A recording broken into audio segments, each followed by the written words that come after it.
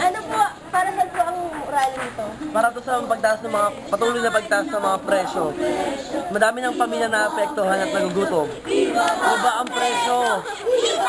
Yan po sa loobin ng mga rallyista. Iba. Balik po natin ang pananaw ng isang estudyante sa pagtaas ng mga bilihin. Pagkain!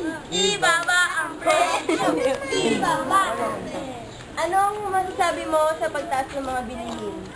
Bilang isang estudyante, masakit sa puso ng aking mga magulang. Kaya ibaba ang presyo! Ibaba ang presyo! Kaya naman, nalina natin ang pananaw ng isang business driver. Opo. Wala.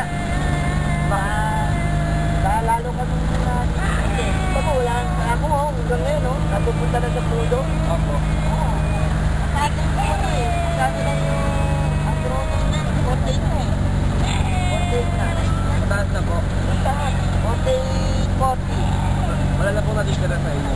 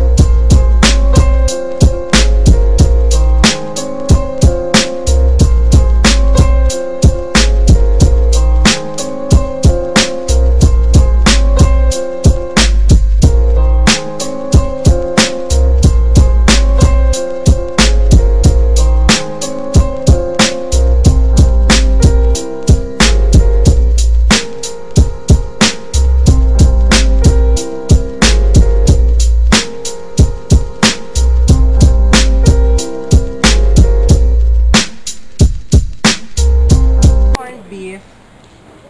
Dali lang. Ito. Magkanto? 50. Ang mahal naman. Grabe talaga pag nagpagmamahal na talagang presyo. Ito po oh. Oh, ito si Clay. Thank you.